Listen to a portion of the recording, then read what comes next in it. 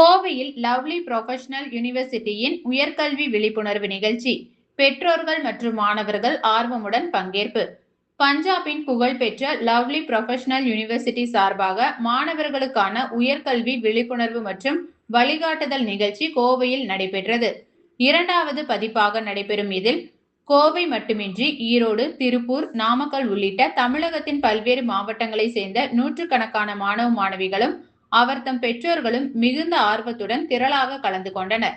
நிகழ்ச்சியில் டாக்டர் சாமி ஆனந்த் தலைமை விருந்தினராக கலந்து கொண்டு மாணவர்களிடையே பேசினார். அப்போது பேசிய அவர், உயர்கல்வியை பயிலும் மாணவர்கள் அது சார்ந்த பயிற்சி மையங்கள் அல்லது பல்கலைக்கழகங்களை தேர்வு செய்வதில் கவனம் செலுத்த வேண்டும் என்றார். முன்னதாக லவ்லி ப்ரொஃபஷனல் பல்கலைக்கழகத்தின் இணை பீடாதிபதியும் பேராசிரியருமான டாக்டர் லலித் பல்லா, டாக்டர் விஷால் சர்மா மற்றும் டாக்டர் நிதின் பரத்வாஜ் ஆகியோர் அடங்கிய பேராசிரியர்கள் குழுவினர் மாணவர்களுடனும் பெற்றோர்களுடனும் நேரடியாக கலந்துரையாடினர். மாணவர்களின் எதிர்கால கல்வி மற்றும் வேலை வாய்ப்பினை உறுதி செய்யும் நோக்கத்தோடு நடத்தப்பட்ட இந்நிகழ்ச்சியில் உலகளாவிய உயர்கல்வி வாய்ப்புகள், தொழில்துறை சார்ந்த நவீன பாடத்திட்டங்கள், மாணவர் திறன் மேம்பாட்டு திட்டங்கள், சர்வதேச கல்வி அனுபவங்கள் மற்றும் கல்வி உதவித்தொகைகள் குறித்து விரிவான ஆலோசனைகளும் முழுமையான விழிப்புணர்வு தகவல்களும் வழங்கப்பட்டன.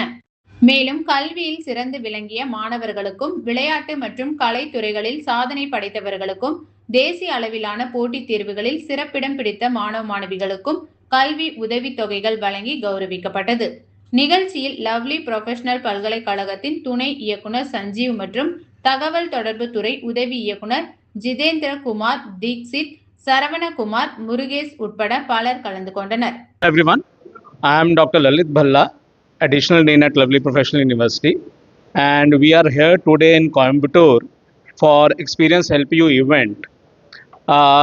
Basically, to interact with the students and parents who are joining us at Lovely Professional University this year, by guiding them with all their queries whatsoever they are facing, because their wards are going to travel to that far to Punjab. So if they are having any apprehensions, any doubts, any questions, so I along with my senior colleagues from different domains, we are here to address all those queries. When I talk about Tamil Nadu particularly, we already have a strong presence of students from Tamil Nadu. Around 5,000 students, including this year, they are studying at